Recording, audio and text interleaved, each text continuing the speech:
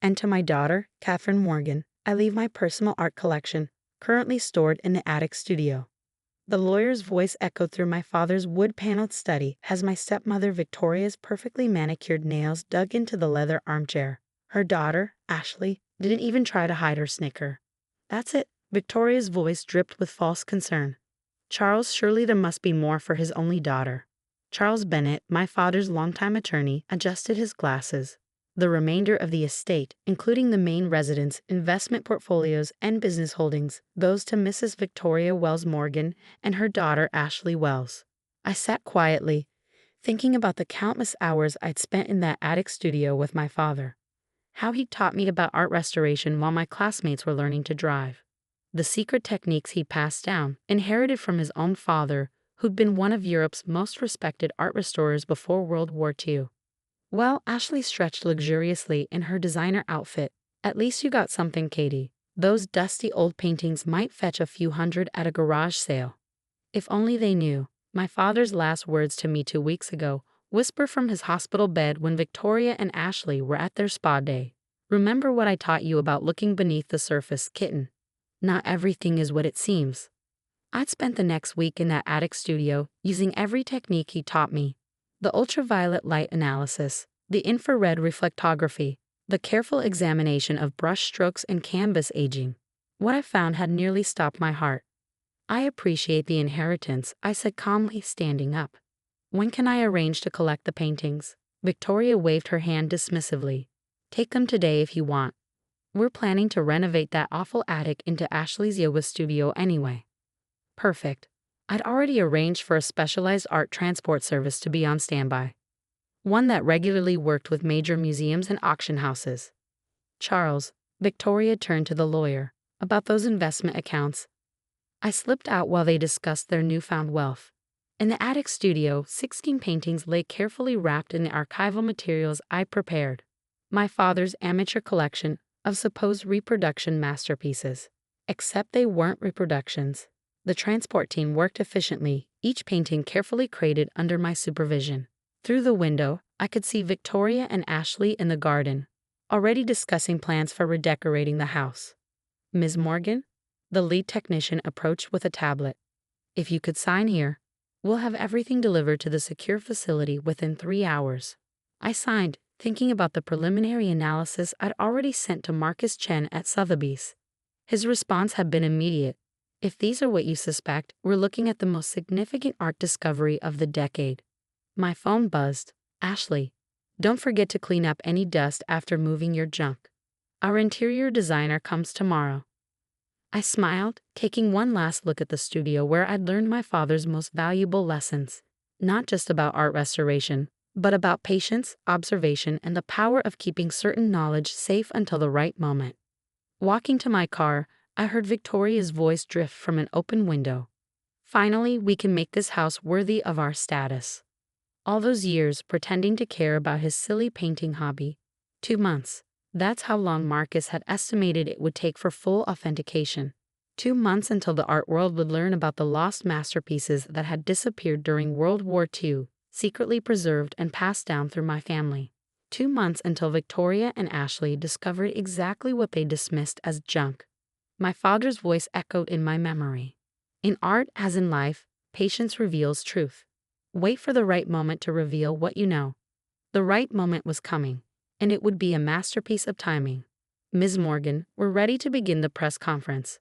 I nodded to Marcus Chen, adjusting my blazer as we prepared to enter Sotheby's main gallery. Through the door, I could hear the buzz of journalists and art critics gathering for what the invitation had called the discovery of the decade.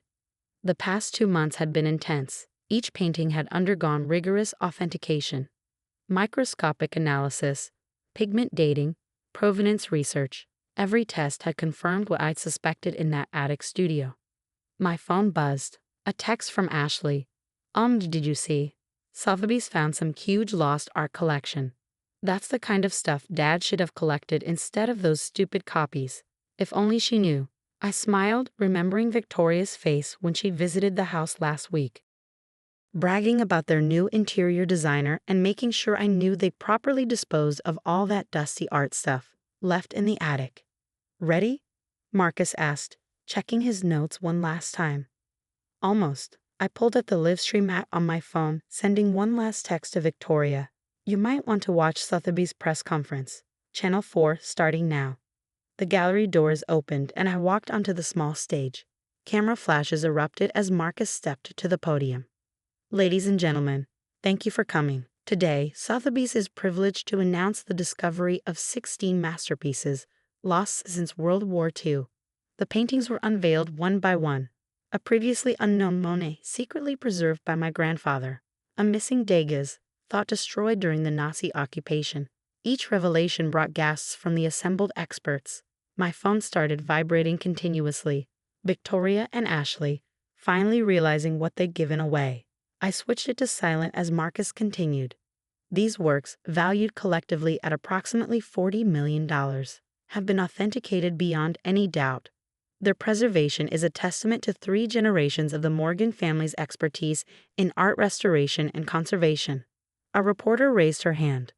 How did these paintings survive the war? I stepped to the microphone. My grandfather was an art restorer in Europe. When the Nazis began confiscating artwork, he worked with the resistance to preserve what he could. Some pieces he restored were too dangerous to return. They would have been destroyed or sold off. So he protected them, disguising masterpieces as amateur reproductions. And your father continued this deception? Another journalist asked. He protected them until the right time. Many of the original owners' families were lost in the war. Part of the proceeds from these sales will go to Holocaust education and art restitution programs. The questions flew. How had the paintings been authenticated? Why reveal them now? What about claims from original owners' descendants? I answered each one, watching the live stream counter tick up as more people tuned in. Somewhere, I knew Victoria and Ashley were watching their dismissed junk turn into one of the most valuable art collections in recent history. Right on cue, my email pinged, a message from Victoria's lawyer, claiming the paintings had been mistakenly included in my inheritance. I smiled, opening the document I prepared for just this moment, photos of Victoria's signed statement from the will reading, explicitly rejecting any interest in the worthless reproductions. Marcus concluded the press conference with the announcement that made headlines worldwide. The Morgan collection will be auctioned next month, with opening bids starting at $40 million. Back in the private office, I finally checked my phone. 17 missed calls from Victoria, 12 from Ashley, 5 from their lawyer, and 1 from Charles Bennett, my father's attorney, that actually mattered. Brilliant timing, Charles said when I called back. Your father would have loved this. He planned it, I replied. All those years teaching me restoration techniques, making sure I could authenticate the collection myself, and letting Victoria and Ashley believe they were getting everything of value. That was his masterstroke. He knew they'd never bother to look closely at amateur reproductions. The story exploded across social media. Art websites analyzed each painting's history. Journalists dug into my grandfather's wartime resistance activities. Museums worldwide began contacting Sotheby's about the auction. Victoria tried everything: legal threats, public appeals, even attempting to claim my father had been mentally incompetent when making a will. Nothing worked. She and Ashley had signed multiple documents rejecting any claim to the worthless art collection. A week before the auction, I received an unexpected visitor at my apartment. Ashley, I don't want money, she said quickly as I opened the door. I need to understand. All those years, watching you and your dad in that attic, you knew? No, I replied honestly. Dad never told me directly. He taught me how to see what others miss. The rest I figured out after he died. He spent more time with you in that dusty studio than he ever did with me and Mom in a house, she said quietly. Because you and Victoria made it clear his hobby was beneath you. Every time he tried to share his knowledge, you laughed it off. She looked down at her designer shoes. Mom's talking about contesting the will again. She won't win. But there is something. I handed her a folder, documentation for a new charitable foundation, funded by part of the auction proceeds. The Morgan Family Art Education Fund. Dad wanted his legacy to mean something, I explained.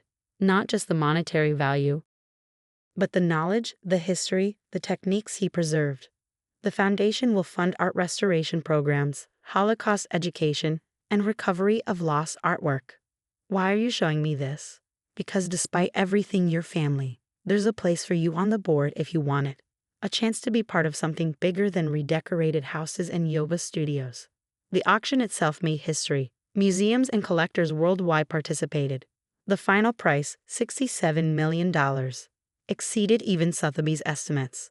Victoria watched from home, having been politely but firmly denied entrance to the auction house. 1 year later, I stood in the new Morgan Gallery at the Metropolitan Museum of Art, watching students learn restoration techniques that my grandfather had used to save priceless masterpieces. Ashley, surprisingly, had become an enthusiastic foundation board member, discovering a genuine passion for art history. Victoria, last I heard, she'd moved to Florida, unable to face her former social circle after her very public attempts to claim the art collection had failed. My father's last lesson had been his greatest. True value isn't always visible on the surface, and sometimes the most precious inheritances are the ones that others dismiss as worthless. In the gallery, beside each restored masterpiece, a plaque tells part of our family's story. How art, love, and knowledge were preserved through generations, hidden in plain sight until the right moment to reshape history. And in my home office, I keep just one painting, a genuine amateur work by my father. Not worth millions, but priceless to me, because unlike the masterpieces, this one was signed with a simple message, to my kitten, who learned to see beneath the surface. Love, Dad. Sometimes the best revenge isn't about proving others wrong. It's about proving your father right.